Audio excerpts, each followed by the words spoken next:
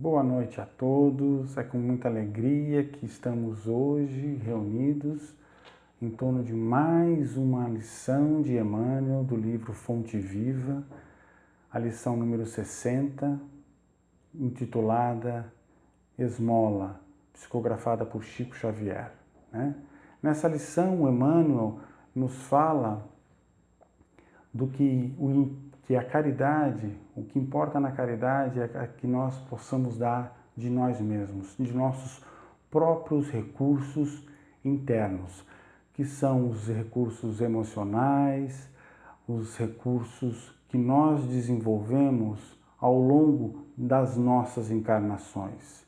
Lembro também que Emmanuel ele sempre conversa conosco, não como encarnados, não como uma pessoa que vive problemas físicos todos os dias, mas sim como espíritos imortais que vêm ao longo do tempo se desenvolvendo, se aprimorando ou pelo menos na busca desse aprimoramento, Então, para eu dar daquilo que eu tenho, é necessário que eu tenha o que oferecer, como oferecer, E, para isso, é importante a nossa reforma íntima, a nossa busca de melhorarmos a nós mesmos diariamente.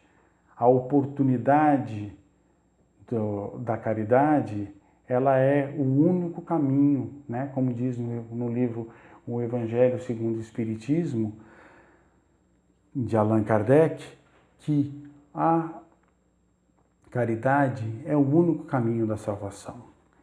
Vai ser apenas quando a humanidade tiver a visão verdadeira de poder doar para outro, é que efetivamente nós vamos andar para frente.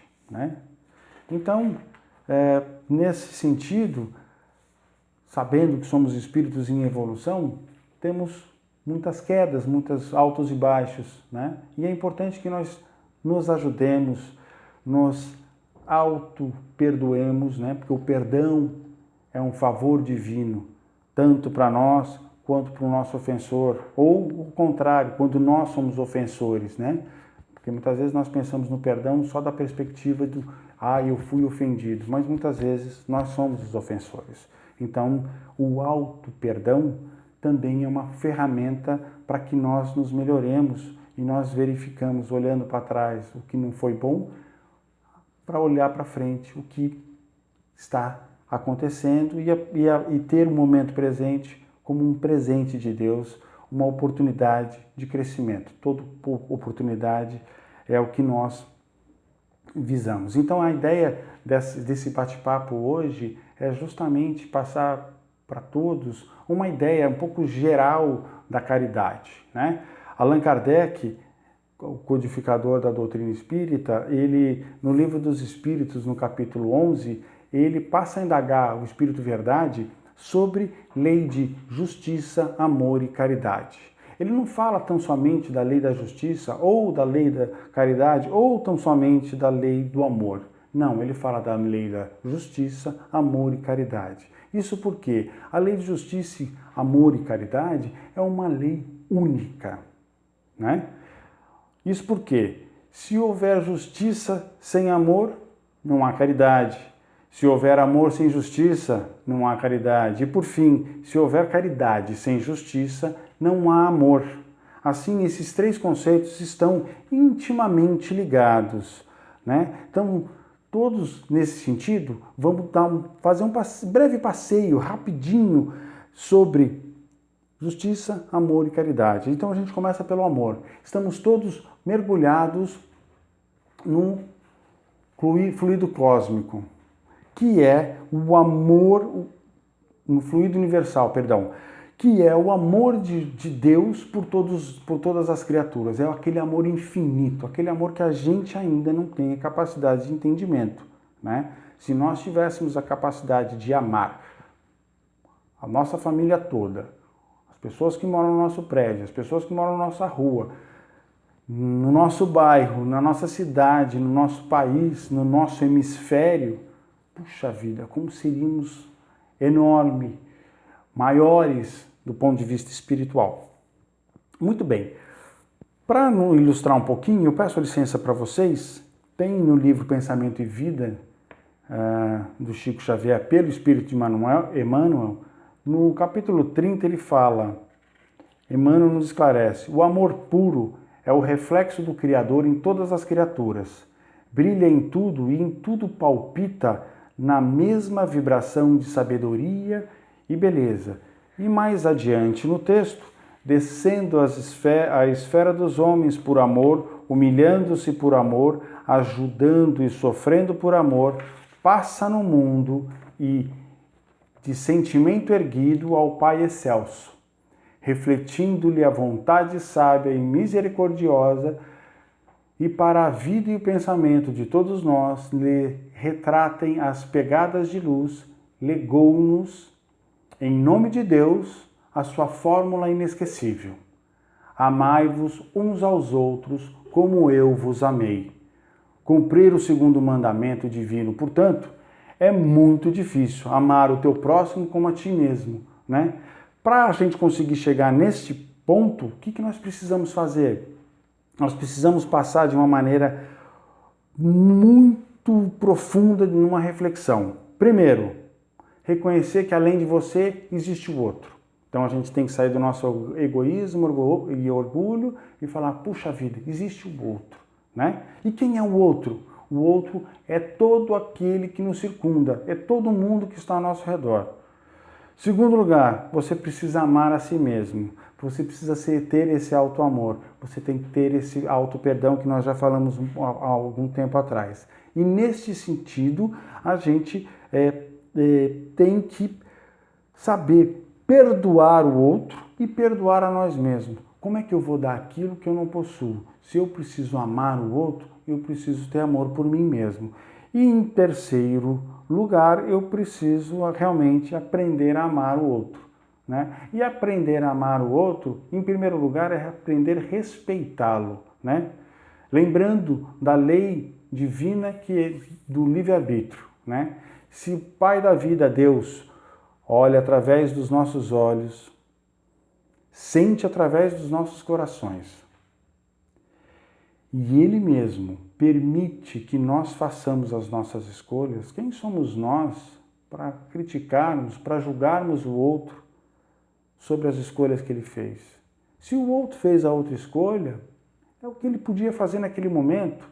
Portanto, a gente tem que ter muita tranquilidade, muita serenidade e principalmente respeito. Respeito pelo outro, pela caminhada do outro. Muitas vezes, quando somos questionados sobre a nossa conduta, é difícil a gente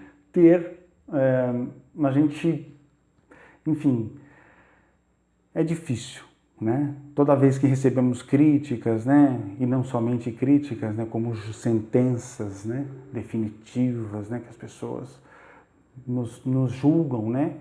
Então, assim, leveza. A ideia aqui é leveza. A caridade e a evolução deve ser feita com amor, é um jugo leve, tranquilo, sereno, né?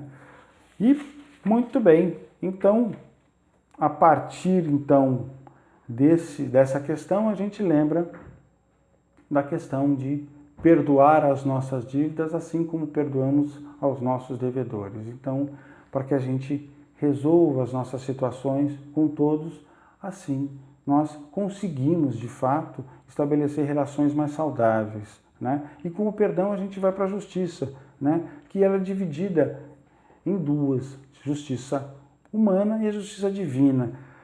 O avanço da justiça humana se deu através de alguns filósofos, quando eles levantaram conceitos universais sobre liberdade, igualdade e fraternidade, né?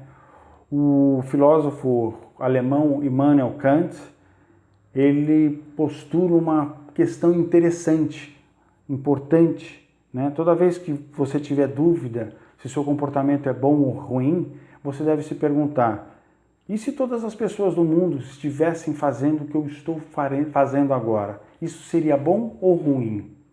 Então, através do perdão, nós entramos então no conceito de justiça, né?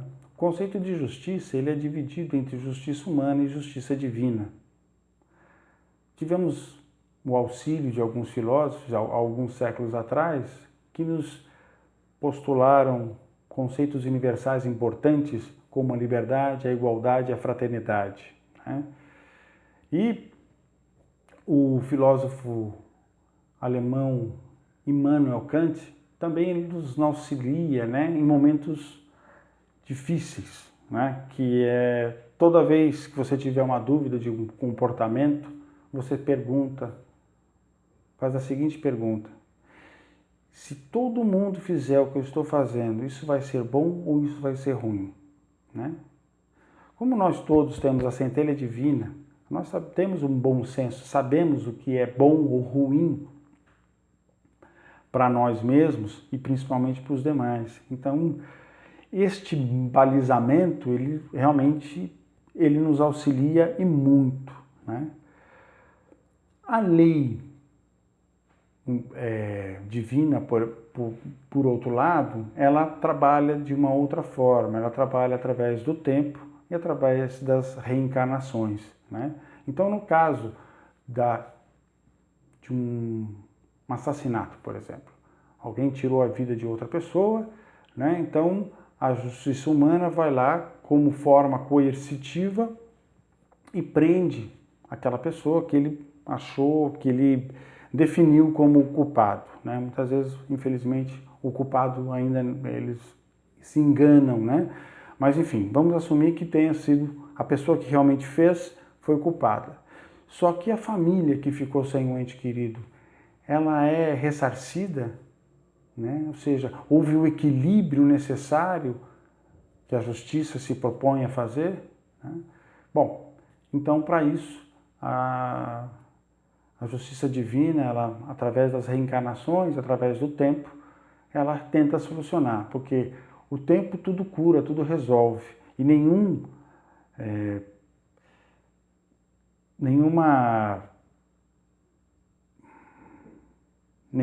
dor ou nenhum erro ele se perpetua, né? Nenhum comportamento negativo é para sempre, nenhuma dor é para sempre. Ela tem sempre um tempo de maturação no qual, quando o espírito apreendeu a lição, ele vai passar para outra. Por quê? Porque nós temos a justiça divina, né? Deus Pai nos ama acima de todas as coisas e, portanto, ele só quer que o filho cresça, se desenvolva, né?